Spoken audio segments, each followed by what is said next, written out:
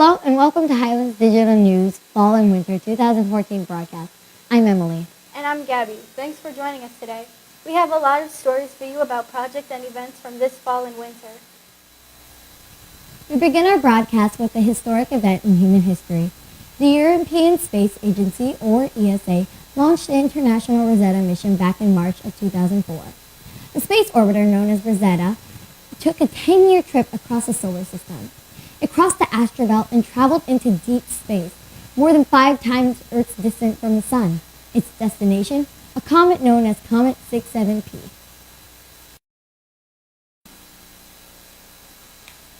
On November 12th, the Rosetta lander named Philae became the first man-made object to land on a comet. Scientists will drill into the core of the comet to see if it carries water or other organic materials that led to life on Earth. Next stop, Mars. Congratulations to all who were involved in this historic event. This year, Highlands has a brand new club with Ms. Boudreau as the advisor. The programming club features a software program called Scratch. It all began with the effort of one student named Stanley. He got other students interested and they filed a petition to get this club going.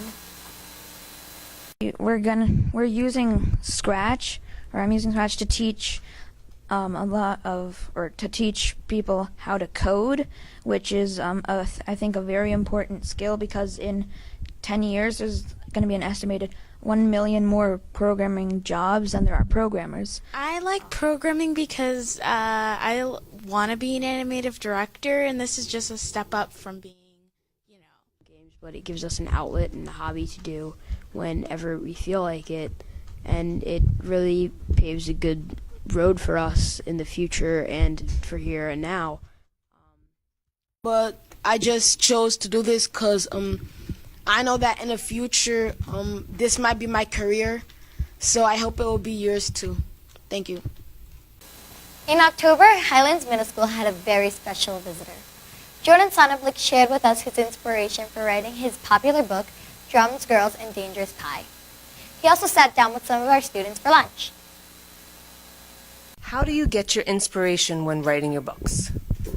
Well, every book I've written, and there have been 10 of them now, has been inspired by some real kid I knew who I felt needed, I guess ultimately who I felt needed love in the form of a book. How old were you when you figured out that you wanted to become a writer?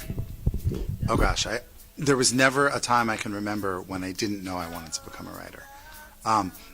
There were sort of maybe keystone moments along the way where I learned things about my direction of how I was going to become a writer or what I wanted to write, but there was never a time when I didn't know I wanted to be a writer. And during your presentation you said your grandfather was your inspiration for your writing. What was the first book you wrote, and what did that book mean to you? My first book was Drums, Girls, and Dangerous Pie, which was originally published in 2004. And I wrote that book because I had a student whose little brother had cancer. I was an 8th grade English teacher. And her mom asked me to find a book that this student, Emily, could read that would help her talk about what it was like having a little brother with cancer. And when I couldn't find one, I wrote one.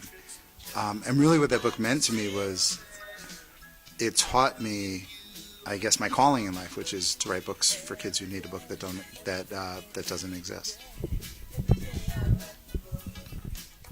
You do a lot. Do you do a lot of presentations around the country?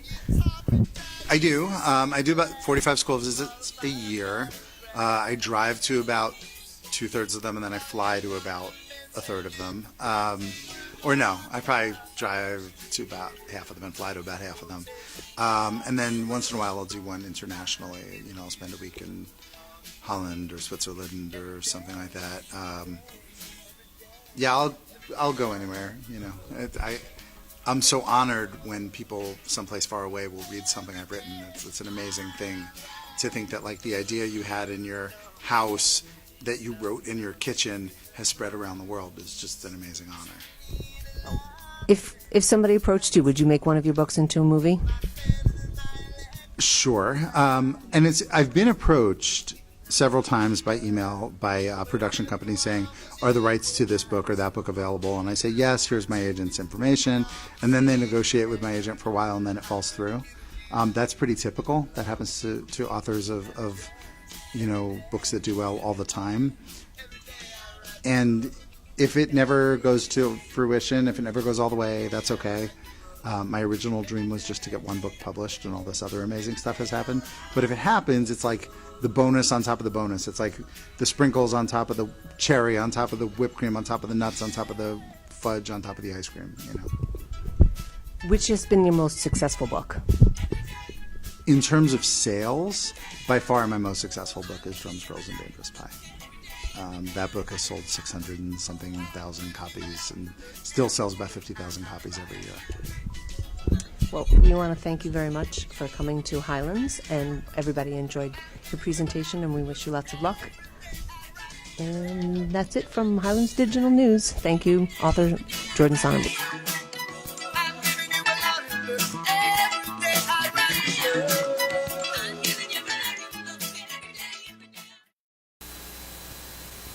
This year at Highlands, we had the opportunity to meet author Jordan Sonnenblick. At Highlands, we also started our very own student book club. The book club is held in the library and is attended by several Highlands students. They would like to know, what book would you choose for the book club?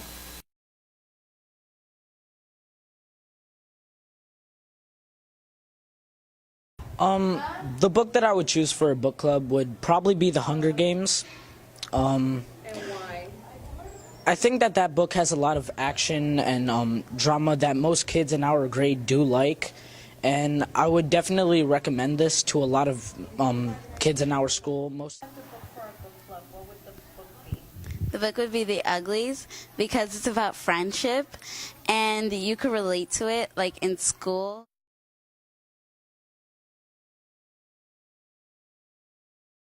The integration of technology in classrooms is common at Highlands, and the ESOL classrooms are no exception.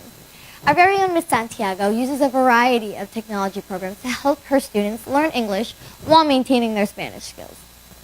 We had a chance to interview her and her students. In your classroom? Well, we use technology in the classroom in a variety of ways.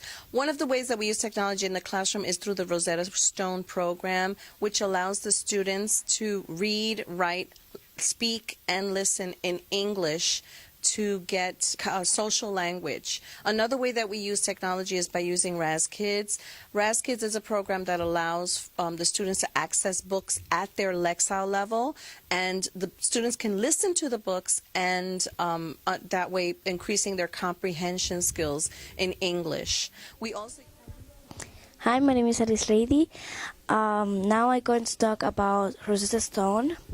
Rosetta Stone help you to learn more and listen and speak and read and write.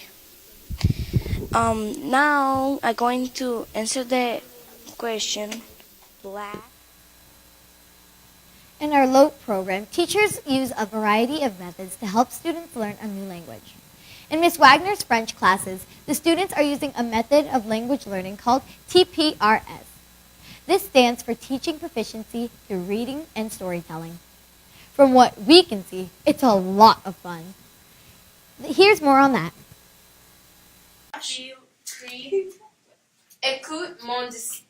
Écoute Simon dessine et dans la Ariana, c'est à moi. Elle lui montre son poule. Hi, Miss Wagner. What are you doing with your 7th grade students this year? Bonjour, Jasmine. I'm glad you asked. This year in 7th grade, we're doing storytelling, which is TPRS is the name of the method, Teaching Proficiency Through Reading and Storytelling. So storytelling involves vocabulary for a particular story. We learn the gestures and the vocabulary, and then I tell the story to the class. And the class helps tell the story as well. Hi, can you tell us your name? My name is Violet. What is the project you worked on in your French class? Well, we were learning about French stories and paragraphs, and Miss Wagner split us into groups, and we acted out our stories.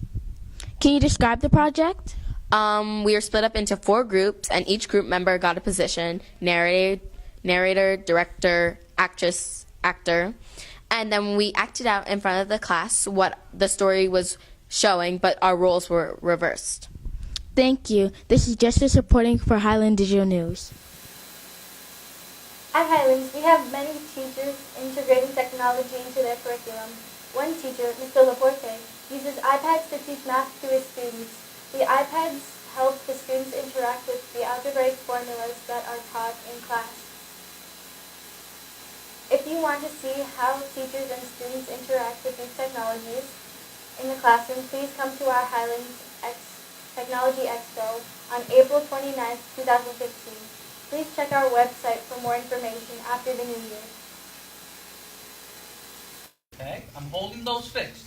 If two angles and the included side, so the included side goes between the two angles, of one triangle are congruent. In other words, I'm going to make these angles congruent to these angles, and the included side also congruent to this side. If I hold that to be true always, okay, it turns out that when I try to complete the triangles, they are always going to look the same. There is no physical way of winding up with two different triangles. Okay. So, Hi, what's your name? Hi, my name is Ben.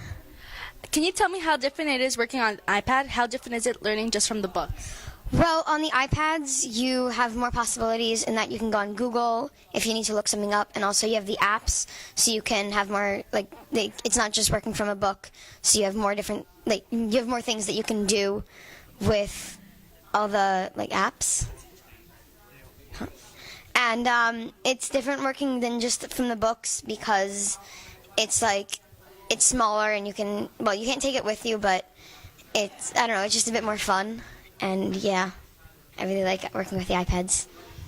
Thank you. This is Jasmine reporting from the Highlands Digital News.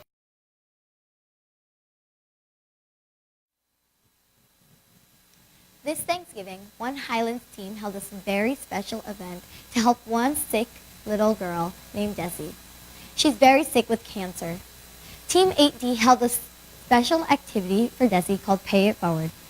The goal is to raise money in time to send Desi some much-needed cheer during the holidays. We caught up with some members of 8D to tell us more.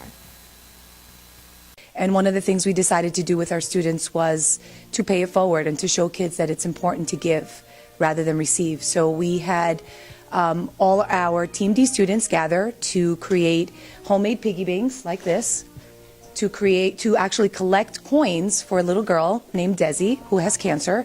And today was our collection day where we collected all the coins, and we'll be soon counting it all up to see how much we've raised for her, so that for the holidays we send her a check or a money order to cheer her up and just give her something wonderful for the holidays, because she's been going through hard times. It was about a girl who had cancer, and we did cartons so we could help her out and give her like a Christmas present. We decided to do this also because it was a way of paying it forward. You give something to somebody else that they will eventually get it pay forward to somebody else, and it goes on and on.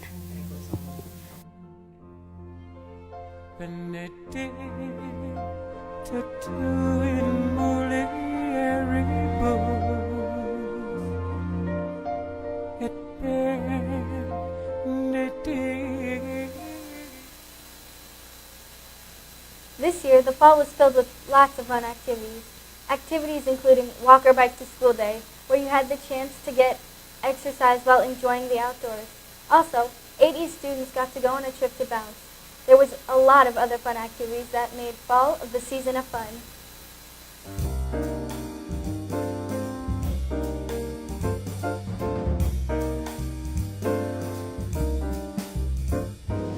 Raindrops on roses and whiskers on kittens, bright copper kettles and warm woolen mittens, brown paper packages tied up with strings.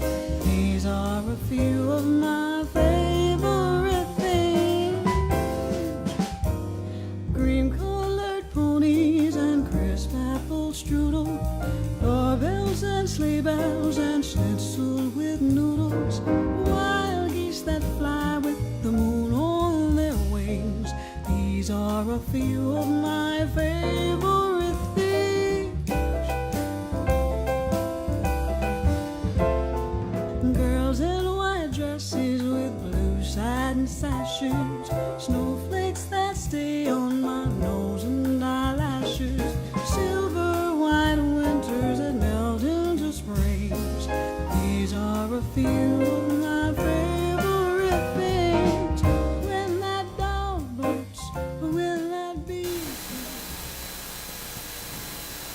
This fall, the Spanish classes had a chance to see the film that highlights the Mexican culture and celebration of Dia de los Muertos, or the Day of the Dead. The movie is called The Book of Life. Our newest movie critic, Adam, had the chance to see the movie and is ready to give you a brief summary on the plot. Thanks, Gabby. This movie was a great educational and entertaining movie.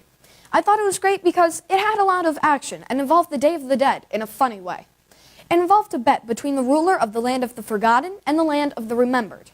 The bet was on two young children who would win the love of the same girl. Through the movie, it follows the boys trying to win her love and has trickery, talent, and forgiveness. I give this movie a thumbs up. I suggest you watch the movie to learn a bit about Spanish traditions. This winter, we had a head start to the season with a pre-Thanksgiving snowstorm. The snow finished just in time for everyone to enjoy their turkey. Good thing we weren't in Buffalo, where it snowed 84 inches in just 3 days. Here, more detail on our winter weather is our merry meteorologist, Maeve. That's right, Emily. Buffalo had its worst snowfall ever in November, with incredible snow totals of 6 to 10 feet of snow in 3 days' time. According to the Farmer's Almanac, this winter is going to be cold everywhere. In the western region, it's going to be mildly cold and very dry. In some parts of Washington and California, it's going to be cold and wet. Around northern Texas, it's going to be mildly cold with some rain. In the New York area, it'll be very cold, wet, and snowy. In fact, it looks like we will be getting most of the winter snow here. So get your boots and snow shovels out. This is Sophia for the Highlands Digital News. Well, that's the end of our winter broadcast. Tune in next season. I'm Emily. And I'm Gabby. Have a great holiday and a happy new year.